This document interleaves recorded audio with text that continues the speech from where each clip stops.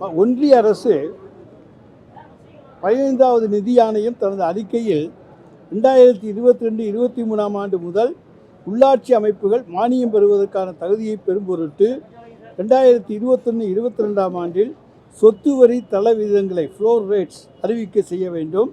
மாநிலத்தின் மொத்த உள்நாட்டு வளர்ச்சிக்கு ஏற்றவாறு ஆண்டுதோறும் சொத்து வரி விகிதத்தை உயர்த்திட வேண்டும் என்று நிபந்தனைகளை விதித்துள்ளது. எனவே அதுக்கு காரணம் ஒன்றிய அரசை தவிர நாங்கள் அல்ல. எனவே அந்த ஒன்றிய அரசை போய் கேட்டுக்கொள்ள வேண்டும். இன்றைக்கு ஒடிசா மாநிலம் அது அமைதியாக இருந்தது.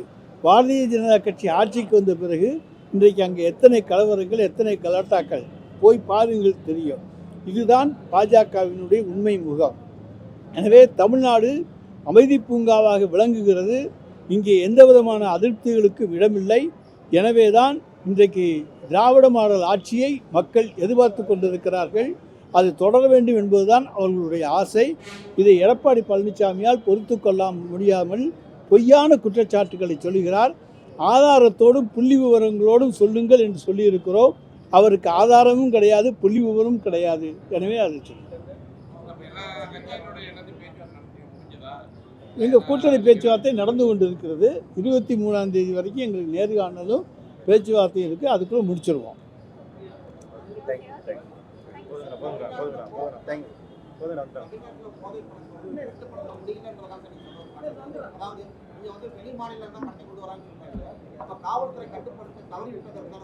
காவல்துறை கட்டுப்படுத்த தவறவில்லை, கட்டுப்படுத்தி இருக்கிறது.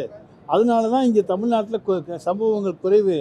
குஜராத்திலேருந்து வருது, பல மாநிலங்களிலே அந்த வழக்குகள் அதிகம். ஆனால் தமிழ்நாட்டில் மிக மிக குறைவு. தமிழ்நாடு காவல்துறை சிறப்பாக செயல்படுவதால் தான் போதைப்பொருள் வழக்குகள் இன்றைக்கு குறைவு. அங்கே போதைப்பொருள் நடமாட்டமும் குறைவு.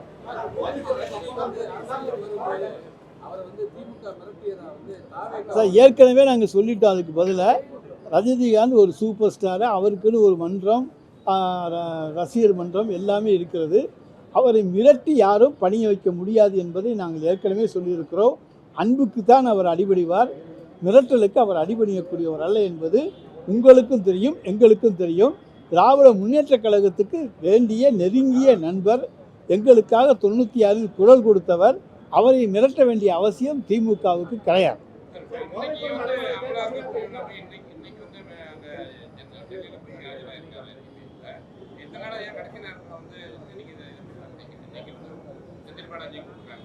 அதாவது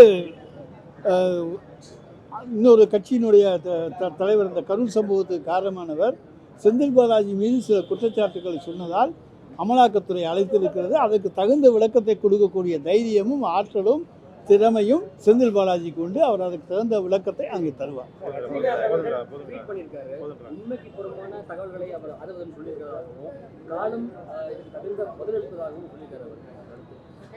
என்ன சொல்றீங்கன்னு சொல்லல, புரியாது. சார், டாஸ்மார்க்லாம் ஊழலே இல்லை. ஊழல் வந்து 2021க்கு முன்னால் இந்த கணக்கை தாங்க எடுத்துகிட்டு போயிருக்காங்க. எங்கள்கிட்டலாம் எந்த ஊழலும் எங்கள் ஆட்சியில் கிடையாதுங்க.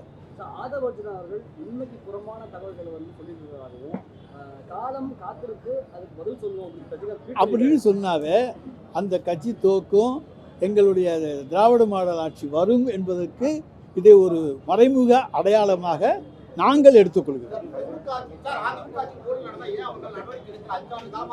சார், நிறைய நடவடிக்கை எடுத்திருக்கிறோம். நிறைய நிறைய நடவடிக்கைகள் எடுத்திருக்கிறோம். குற்றச்சாட்டுகள் பதிவு செய்திருக்கிறோம். கோர்ட்டிலே சில அமைச்சர்கள் மீது வழக்கு நடந்து கொண்டிருக்கிறது. செய்திகளை உடனுக்குடன் தெரிந்து கொள்ள கீழ்கண்ட கேபிள் மற்றும் DTH நெட்வொர்க்குகளில் எம்நாடு செய்தி தொலைக்காட்சியை காணுங்கள். பாதகம் செய்பவரை கண்டால் நாம் பயம் கொள்ளலாகாது பாப்பா. மோதி மிதித்து விடு பாப்பா, அவர் முகத்தில் உமிழ்ந்து விடு பாப்பா. அண்மை செய்திகளை உடனுக்குடன் தெரிந்து கொள்ள இணைந்திருங்கள் எம்நாடு தொலைக்காட்சியுடன்.